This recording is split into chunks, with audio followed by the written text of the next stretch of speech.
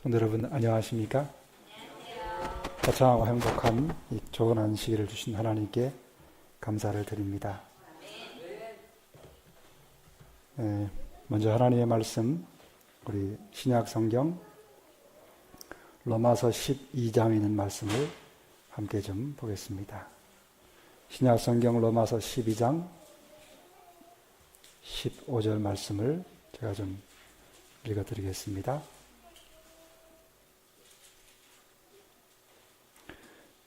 즐거워하는 자들로 함께 즐거워하고 우는 자들로 함께 울라. 이제 계절의 여왕이라고 불리는 5월을 저희가 맞이했습니다. 제가 있는 연수원, 계림연수원에는 1년 중에 지금이 가장 좋은 계절입니다. 얼마 전까지 꽃이 만발하더니 이제는 꽃이 좀 지고 실록이 아주 우거져서 산이 얼마나 아름다운지 모릅니다. 그리고 이 눈부신 태양이 그 산야를 비칠 때 정말 입에서 감탄이 절로 나옵니다. 하나님께서 참 이 아름다운 세상을 만드신 것에 대해서 또 그것을 눈으로 보고 느끼고 귀로 듣고 감각으로 이렇게 지각할 수 있음을 인해서 얼마나 감사한지 모릅니다. 5월은 특별히 가정의 달이라고 그러지요. 하나님께 세상에서 주신 선물 중에 가장 좋은 선물은 아마도 가정이 아닌가 생각이 됩니다. 이 가정이 없다면 이 좋은 안식일도 하나님의 그 귀한 은혜도 아담이 그랬듯이 그 아름다운 에덴에서 사랑하는 아내가 없고 자녀가 없다면 아마 그렇게 행복하지만은 않았을 수도 있을 것입니다. 그런데 이 계절의 여왕이고 가정의 달이라고 하는 이 정말 좋은 계절에 우리 한국 국민들은, 대한민국 국민들은 기뻐만 할 수 없는 그런 아픔을 당해서 국가적으로 참 슬픔 가운데 있는 것을 보게 됩니다. 여러분이 잘 아시는 것처럼 지난 4월 16일 날 세월호라고 하는 배가 침몰을 하면서 수많은 사람들이 슬픔 가운데 처하게 되었고 그것이 또 온 국민을 슬프게 했습니다.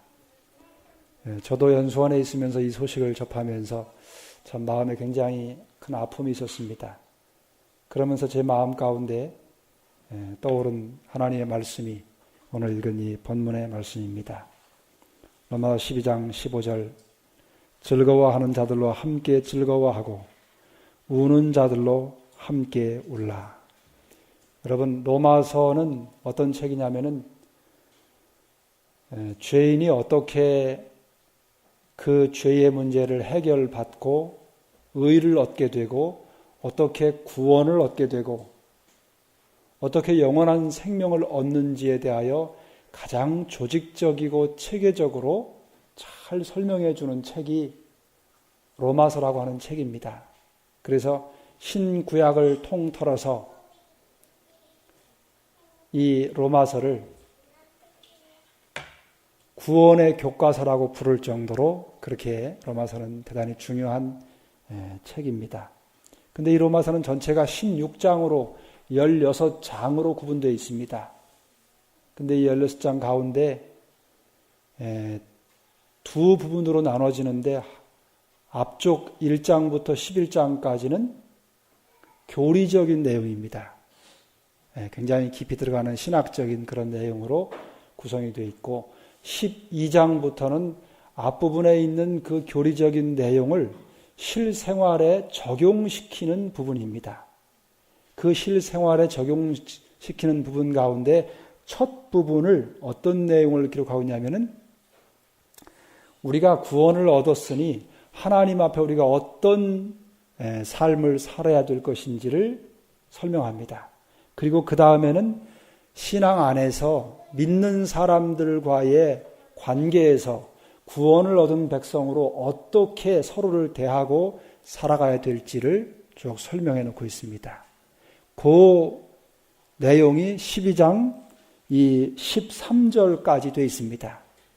그리고 나서 세 번째로 구원을 얻은 백성이 이 복음을 알지 못하는 세상에 있는 많은 사람들, 심지어는 자기 개인들의 원수를 포함해서 밖에 있는 사람들과 어떤 관계를 가지고 살아야 되는지를 설명해 놓고 있는 내용입니다. 그 중에 오늘 읽은 본문의 말씀이 들어가 있습니다. 이 본문의 말씀 가운데에 우리와는 관계가 없는 것처럼 멀리 있는, 어찌 보면 요즘 말로 말하면 교회 밖에, 복음을 알지 못하는 밖에 있는 사람들과 어떤 관계를 가지고 살아가야 될 것인지를 설명해 주는 내용입니다. 그 설명의 내용을 설명하면서 14절에 보면 너희를 핍박하는 자를 축복하라, 축복하고 저주하지 말라, 그렇게 말씀한 다음에 15절에 즐거워하는 자들로 함께 즐거워하고 우는 자들로 함께 울라, 그렇게 말씀하고 있는 것입니다. 여러분, 저는 이 말씀을 생각하면서 오늘 우리가 같은 이 대한민국이라고 하는 한 나라의 국민으로, 시민으로 살아가면서 비록 우리와는 직접적으로 관계가 없는 대부분의 사람들이 그런 그들이 당한 아픔을 우리가 어떻게 소화하고 그것을 어떻게 바라보고 어떻게 생각해야 될 것인가 하는 것을, 그리고 그 일을 통해서 우리가 무엇을 좀 배우고 깨달아야 되는지를 오늘 좀 여러분과 함께 생각해 보고자 합니다. 여러분이 아시는 것처럼 지난달 4월 15일 날 화요일이었습니다. 그날 우리가 3일 예배를 드리는 날이지요, 보통 교회에서는. 근데 오후 9시에 인천 여객선 터미널에서 이 큰 배가 출항을 해서 제주도를 가다가 그 다음 날 수요일 오전 8시 58분경에 사고를 당합니다. 그리고 10시 반에 그 사고당한 배가 완전히 바닷물 속에 침몰합니다. 그로 인해서 어제 밤 11시까지 집계된 그 사고 상황은 사망한 사람이 자그마치 228명입니다. 그리고 아직도 생사를 알지 못하는 실종자들이 74명이나 됩니다. 300명이 넘는 너무나도 소중한 생명이 이번 사고로 인해서 그 생명을 잃어버리게 될 그런 상황 가운데 있습니다. 어느 날 저녁에 제가 연수를 하다가 저녁 시간에 잠깐 이 내용을 가지고 좀 이렇게 영상을 좀 봤습니다. 근데 참 제 마음에 가슴 아픈 그런 내용들이 몇 개가 있었습니다. 제가 영상을 하나 좀 먼저 보여드리려고 합니다. 하나만 더 넘겨주십시오. 네, 이런 가운데 배 안에 있던 학생들이 가족들에게 보낸 문자 메시지가 공개가 됐습니다. 하나씩 살펴보도록 하겠습니다.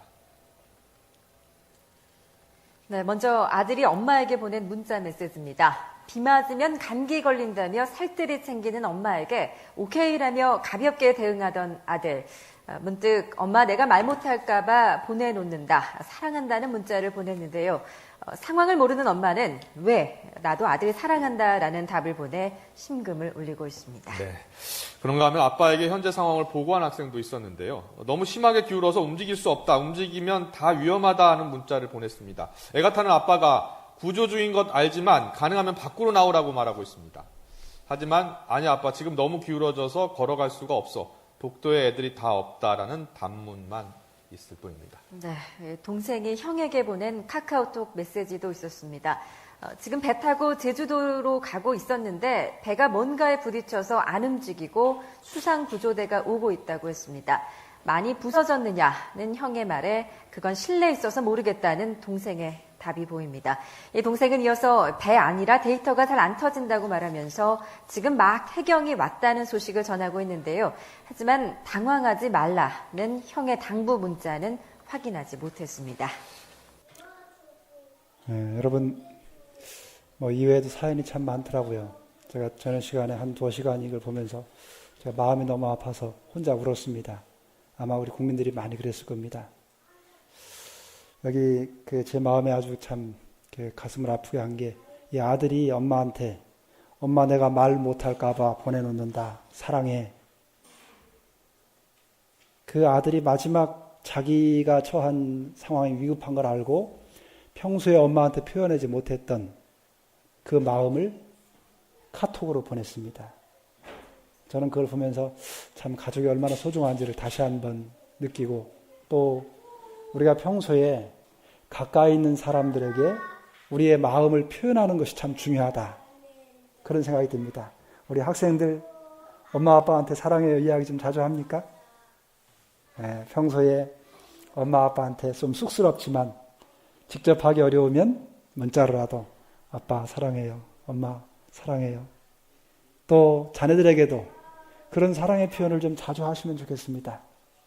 그래서 평소에 위기를 당해서 말도 못하고 헤어지지 마시고 평소에 그 사랑의 표현을 하는 것, 기회가 있을 때 우리가 그 사랑을 표현하는 건 너무 중요합니다. 하나님께 대하여도 마찬가지입니다. 우리가 우리의 있는 속마음을 하나님께 표현하는 것이 참 중요합니다. 곁에 있을 때는 잘 모릅니다. 그러나 더 이상 곁에 있을 수 없는 상황이 될 때는 그 말 한마디 하지 못한 게 얼마나 한이 되고 가슴에 맺히는지 모릅니다. 그래서 여러분, 저는 이걸 보면서 저 마지막으로 그 카톡을 보낸 아들의 마음이 어땠을까? 또 아빠와 통화했던 그 마지막 순간에 그 아빠가 그 아들에 대하여 그 긴박한 상황 가운데서 다시는 보지 못할 아들이었다면 무슨 이야기를 했을까? 그런 생각들을 하면서 또 형이 동생에게, 동생이 형에게 다시 그 형제를 볼 수 없다면 마지막에 무슨 말을 남겼을까? 이런 생각들을 하면서 오늘 우리가 살아있는 동안에 우리의 사랑하는 가족들에게 또 옆에 있는 사람들에게 그 사랑을 표현하는 것이야말로 너무나 귀한 특권이다. 그런 생각이 들었습니다. 그래서 우리 한국 사회는 지금요, 사실은 오늘 우리 아이들에게 참 이 좋은 정성 어린 꽃을 받아서 이렇게 제가 이렇게 꽂았는데 우리 아이들 너무 감사합니다. 너무 고맙고, 이게 전 같지 않고 이게 종이로 만든 이렇게 꽃이지만 너무 저 앉아 있는데 사실 저는 연령으로 볼 때 이거 받을 연령은 아닌데 이렇게 받고 나서 너무 고맙고, 참 노래를 이 앞에서 안실학교 시간에 어버이 노래를 부르는데 저는 부모님이 다 돌아가셨습니다. 장인 장모님만 살아계신데 돌아가신 부모님들에게 살아계실 때 조금 더 마음에서 우러나오는 사랑을 드리지 못한 것, 앉아있으면서 참 마음에 이렇게 돌아보면서 가슴이 좀 아팠습니다. 그런데 우리 한국 사회에 지금 노란 리본이 유행입니다. 집사님, 이 전으로 한번 돌려줘 보세요. 이 전에 보면 이 노란 리본 그 이야기를 여러분들 혹시 아시지요? 이 노란 리본에 대한 여러 이야기가 많습니다. 왜 우리 사회가 지금 노란 리본을 이렇게 달고 또 많이 이렇게 걸어놓게 됐냐면, 이 노란 리본은 19세기 남북전쟁 때 어떤 한 남자가 감옥에 3년 동안 수감 생활을 하고 이제 나와서 자기 사랑하는 그 아내에게로 돌아가는데, 그 노란 손수건이라고 하는 제목으로 글이 이제 있는데 그 노란 리본으로 바뀌었습니다만, 자기를 용서하고 받아줄 것 같으면 자기가 살던 그 집 앞에 큰 느티나무가 있는데 거기다가 노란 손수건을 걸어 놓으면 자기가 기차를 타고 가다 그걸 보고 내릴 것이고, 그렇지 않고 노란 손수건이 걸려 있지 않으면 자기를 용서하지 못하고 받아주지 않는다고 생각하고 그냥 지나갈 것이다. 그렇게 편지를 보냅니다. 그리고 그 기차를 타고 가면서, 기차인지 버스인지 버스 같습니다. 버스를 타고 가면서 그냥 조용히 있는데 젊은 몇 놀러 가는 사람들이 그 남자와 이제 이야기를 하게 됩니다. 그리고 나중에 그 사연을 알고 온 그 안에 타고 있던 사람들이 모두가 다 숨 죽이면서 그 지역을 지나갈 때 그 느티나무에 노란 손수건이 얼마나 많이 걸려 있는지, 그래서 다들 환호하고 내렸다. 그 이야기에서 이제 유래가 돼서 실제로 이 노란 리본은요, 1973년도에 노래로 만들어집니다. 노란 리본을 달아주세요 하는 그런 노래가 나와서 그 노래가 굉장히 아주 유명해집니다. 그리고 과거에 베트남전, 걸프전, 또 그 이란의 미국 대사관 인질 사건, 이런 사건들이 있을 때 자기의 사랑하는 자녀들, 가족들이 그 전쟁이나 그 살아올 수 없는 상황에서 꼭 살아오기를 기다리는 그런 간절한 바람으로 노란 리본을 달기 시작했어요. 그게 이제 전 세계에 이제 확산이 되면서 이번에 세월호 침몰 사고에 생사를 알지 못하는 수백 명이 있으니까 그들이 꼭 좀 살아와 달라고 하는 그런 간절한 바람을 담아서 저 노란 리본을 달기 시작했습니다.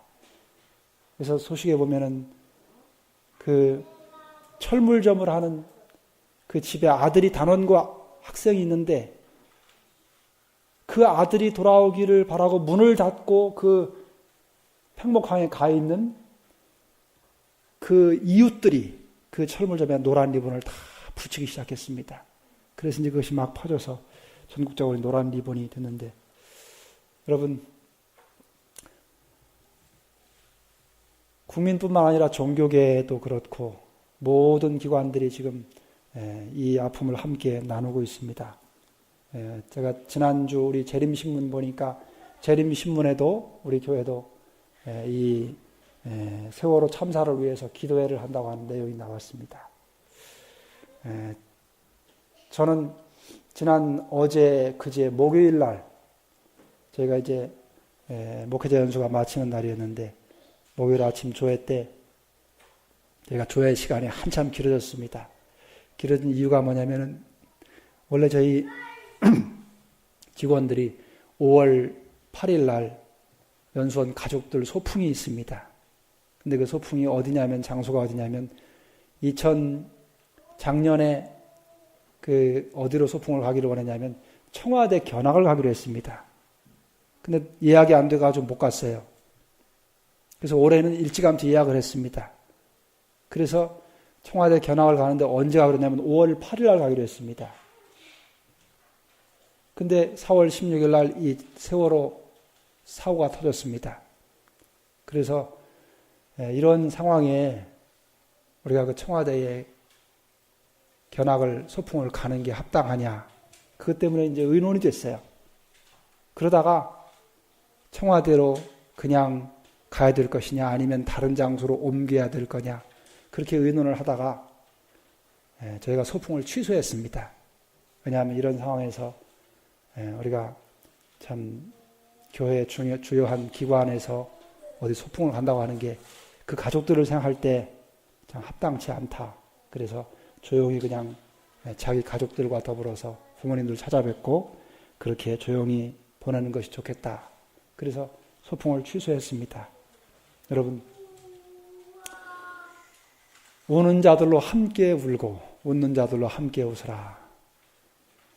우리가 구원받은 백성으로서 우리와는 관계가 없는 것처럼 보이는 사람들에게 대하여 어떤 생각을 가져야 될 것인가? 그들이 당한 아픔과 또 그 고통을 우리가 어떤 시각으로 바라보아야 될 것인가? 여기 예레미야 애가서에는 이런 말씀이 있습니다. 예레미야 애가 1장 12절에 무릇 지나가는 자여 너희에게는 관계가 없는가? 내게 임한 근심 같은 근심이 있는가 볼지어다. 무릇 지나가는 자여. 어쩌면은 이 예레미야 선지자는 우리가 아는 것처럼 눈물의 선지자지요. 이스라엘 나라에 임한 그 하나님의 말씀에 순종치 아니함으로 인해서 다가올 그 재난과 시험들을 또 아픔들을 바라보면서 이사야는 거의 눈물로 지냅니다. 그리고 말하기를 무릇 지나가는 자여 너희에게는 관계가 없는가? 여러분, 우리는 우리의 가족들이 그 사고를 당하지 않았다고 해서 그것이 우리와는 관계가 없다고 생각하는 것은 대단히 자기중심적인 생각입니다. 저는 이번 사고를 보면서 무슨 깨달음을 얻냐면 이런 생각을 했습니다. 모두가 행복하지 않다면 나도 행복할 수 없구나 라고 하는 사실을 깨달았습니다. 만일에 우리 중에 대다수가 지금 슬픔 가운데 있다면 여기 있는 사람들 가운데 슬픔을 당하지 않은 한두 사람이 혼자서 그 슬픔을 당하지 않았다고 기뻐할 수 있을까요? 쉽지 않을 것입니다. 비록 내가 기뻐도 모두가 행복하지 않다면 참된 기쁨이 될 수 없는 것입니다. 그것은 왜냐하면 우리가 한 가족이기 때문에 그렇습니다. 어찌 보면 그리스도인은 그 삶 자체가 굉장히 수준이 높은 삶입니다. 천진난만하게 놀고 뛰어노는 어린 아이들은 슬픈 소식을 들어도 별로 그것이 자기 자신이나 자기 부모나 가족에게 당한 일이 아니면 그렇게 크게 영향을 받지 않습니다. 그러나 나이가 들고 삶을 어느 정도 살고 인생이 무엇인지를 깨달아가는 연령대가 되면 비록 내 가족이 당한 슬픔이 아니라 할지라도 그 아픔을 바라보는 시각은 어린아이와는 전혀 다른 것처럼 그리스도인도 마찬가지입니다. 진정한 그리스도인이 된다고 하는 것은 어쩌면은 어린아이와 같지 않고 어른처럼 된다고 하는 그런 의미이기도 합니다. 제가 저희 둘째 아이하고 이런 대화를 나눴습니다. 이 세월호 이야기를 하다가 야, 만일에 너나 형이나 둘 중에 하나가 저 세월호에 탔다면 그리고 사고를 당했다면 엄마 아빠 마음이 어떻겠느냐 그런 이야기를 하면서 저희 아이하고 이 대화를 좀 나눴습니다.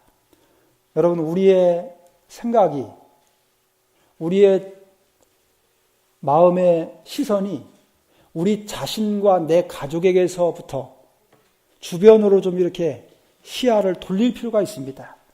그것이야말로 구원받은 그리스도인으로서 또 하나님의 사랑을 깨달은 주의 백성으로서 살아가는 합당한 자세라고 생각이 됩니다. 여러분, 혹시 우리가 믿음의 생애를 살면서 너무 나나 내 교회만 생각하고 그렇게 좁은 시야를 가지고 살지는 않았는지 한 번쯤은 좀 돌아볼 필요가 있습니다. 만일에 우리가 그런 시야를 가지고 살았다면 우리는 우리에게 주어진 하나님의 귀한 사명을 충분히 감당하기에 제대로 준비가 안 됐다고 말할 수 있을 것입니다.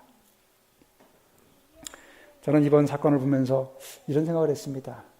여러분, 이번 사고를 당하면서 제일 가슴 아픈 사람이 누굴까요? 네. 아들과 딸을 보내놓고 그 아이들의 생사를 알지 못하는 가족들, 특별히 부모의 마음이 가장 아플 것입니다. 그런데 여러분, 제가 그 생각을 하다가 어떤 생각을 했냐면, 여러분, 부모 중에 어떤 부모가 제일 가슴이 아플까요?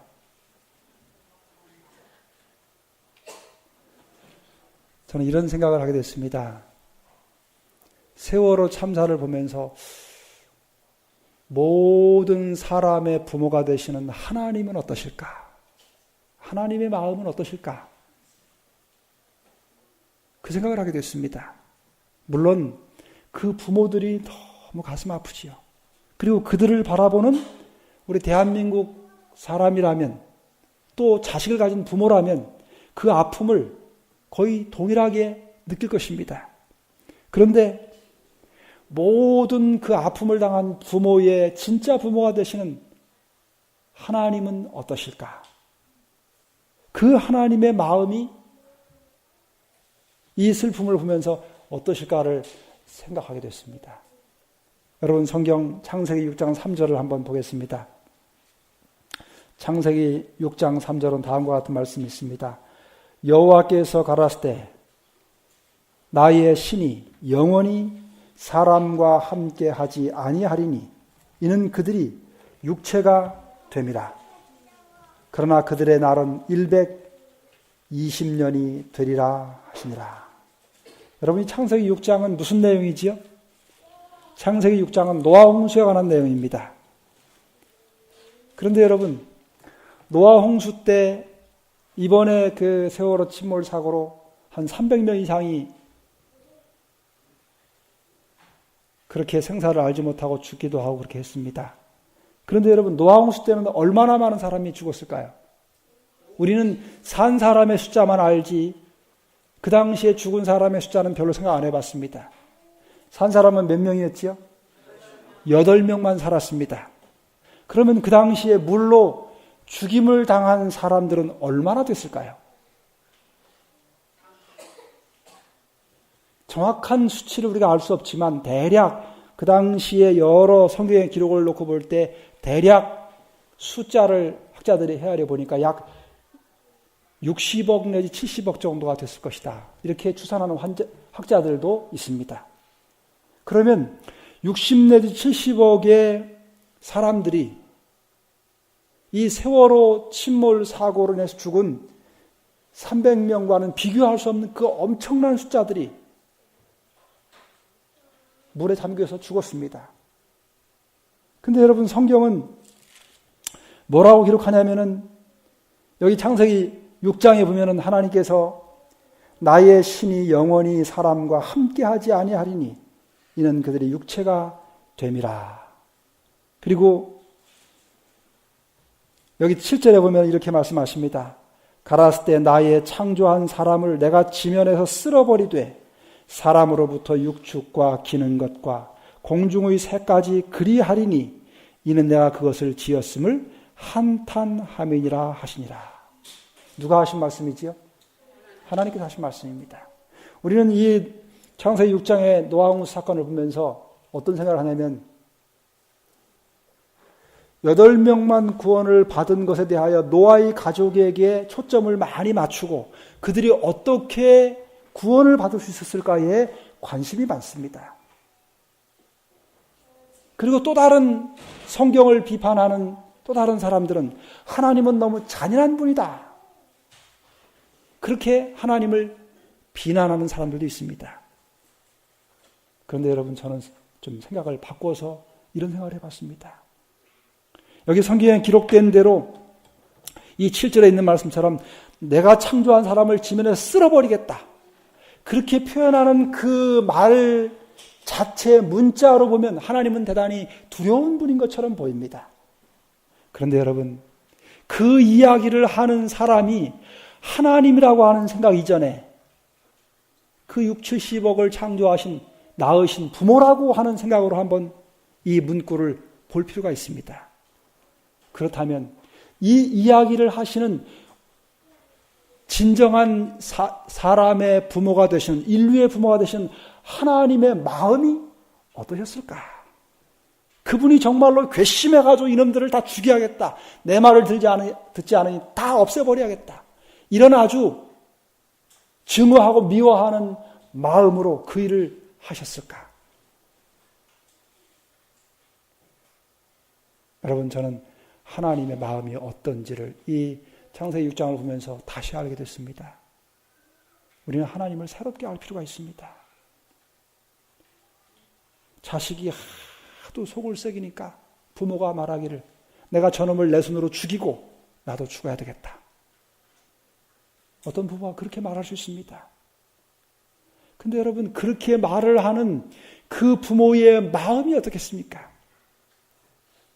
그것은 그 말대로 하겠다고 하는 그 의도보다는 그 자식을 사랑하는 그 사랑이 너무 커서 그 사랑이 받아들여지지 않을 때 그 사랑을 거꾸로 표현한 놀라운 사랑의 표현이기도 합니다.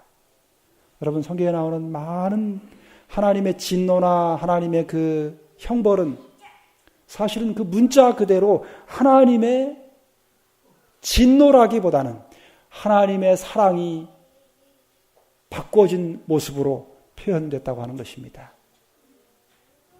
우리가 믿는 하나님은 오늘 이 세상에서 일하는 수많은 일들을 보시면서 어쩌면 사람이 느끼는 그 고통과는 비교할 수 없는 너무나 큰 아픔을 가지고 계신 분임을 우리는 기억할 필요가 있습니다.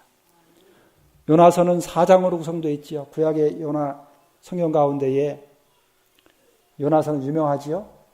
하나님께서 요나라고 하는 선지자를 불러서 니느웨라고 하는 그 당시 아수르의 제일 큰 수도였지요. 약 20만 명이 아니 한 12만 명이 정도 사는 그 니느웨라고 하는 성에 가서 복음을 전하라고 합니다. 그게 뭐냐면 얼마 있지 않으면 하나님께 이 성을 다 벌하시겠다고 하는 그런 경고의 메시지를 보냅니다. 그랬을 때 요나가 그 하나님의 말씀을 순종치 않고 니느웨로 가는 배를 타지 않고 저 반대쪽 다시스로 가는 배를 타고 하나님의 명령을 거절합니다. 그러자 하나님께서 그 배를 풍랑을 일으켜가지고 요나를 바다에 던지게 하시고 물고기로 요나를 삼킨 다음에 3일 만에 다시 요나를 살려내고 니느웨로 다시 가서 그 경고의 기별을 전하라고 그러지요. 그런데 여러분 요나서의 제일 마지막 절이 어떻게 끝나는지 아십니까? 이렇게 끝납니다. 하물며 이 큰 성읍 니느웨에는 좌우를 분변치 못하는 자가 12만여 명이요 육축도 많이 있나니 내가 아끼는 것이 어찌 합당치 아니하냐.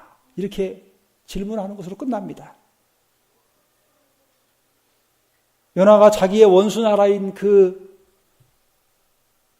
원수나라의 수도인 니느웨 백성들이 구원받는 게 싫어가지고 그 경고의 기별을 전하지 않고 억지로 가서 전했는데 이 사람들이 회개를 했어요. 그러고 나니까 요나가 속이 상해가지고 자기가 예언한 대로 안 됐다고 앉아있는데 하나님께서 박넝쿨을 자라게 하시고 그늘을 만들어 주셨다가 그거를 싹 말라버렸습니다. 그러자 화가 났어요. 그때 하나님께서 하신 말씀입니다. 좌우를 분변치 못하는 자가 12만여 명인데 내가 그들을 아끼는 것이 어찌 합당치 아니하겠느냐. 여러분 하나님의 마음은 사람이 생각하는 것과 너무나 다를 수 있습니다. 디모데전서 2장 4절에 하나님은 모든 사람이 구원을 받으며 진리를 아는 데 이르기를 원하시느니라. 여러분 세월호 사고를 보면서 제가 정말 많이 가슴 아프고 눈물을 흘린 장면이 있습니다. 제가 영상 하나 더 보여드리고 마지막 마무리 말씀드리겠습니다. 집사님 이거 마지막 영상 한번 좀 보여주시기 바랍니다. 여러분이 보시면서 하나님의 마음을 좀 이해하시면 좋겠습니다. 4명이 살아있답니다, 지금. 나 소리가 들리고 있대요. 지금 빨리 구조해달라고. 친구한테 보냈대요. 나 살아있다고. 얼른 구조해달라고. 빨리 찾지 못해 미안합니다. 그러나 결코 포기하지 않겠습니다. 소중한 생명을 앗아간 대참사. 실종자들의 생사는 확인조차 할 수 없는 절망적인 순간에도 여기 절대로 희망의 끈을 놓지 않을 사람들이 있습니다. 생존의 희망을 가질 수 있는 마지막 한계 시간이 얼마 남지 않았습니다. 신락 같은 희망을 움켜쥐고 버텨온 부모들도 점점 말을 잃어갑니다. 그때 누군가가 항구에 놓여있던 마이크를 들었습니다. 살 수가 없어. 너 죽으면 나도 죽을 거야. 와. 저기 차가운 바닷속에 있는 아들, 딸을 향한 부모들의 애끓는 응원의 릴레이가 그렇게 이어졌습니다.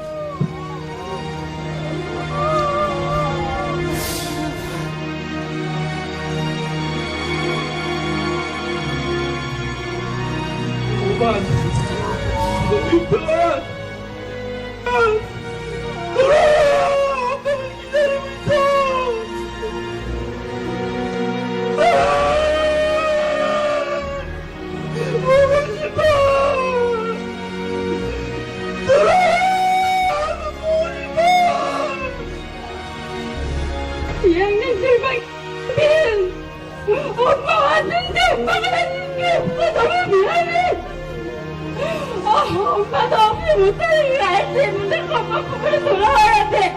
그냥 꼭 말아, 엄마한테.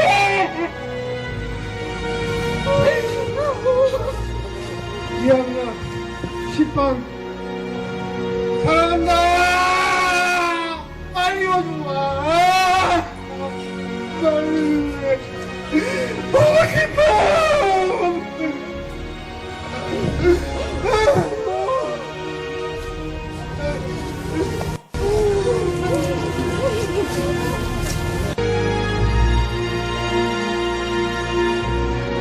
제발 살아있기를, 기적이 일어나기를.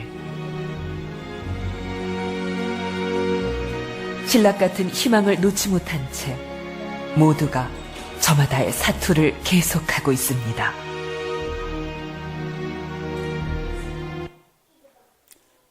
여러분, 아들과 딸을 부르는 이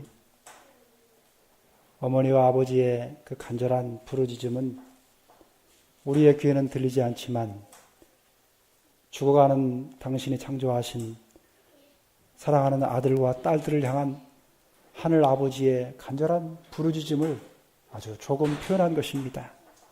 하나님께서 오늘 우리를 향해서, 죽어가는 영혼들을 향해서 어떤 심정으로 기다리고 계신지 그 하나님의 마음을 우리 모두가 이해하고 우리에게 맡겨진 이 소중한 영혼들, 한 영혼 한 영혼을 구원하기 위해서 우리가 무엇을 해야 될지를 깨닫고 그 사랑의 기별을 전하는 일에 우리 모두가 함께하기를 간절히 바랍니다.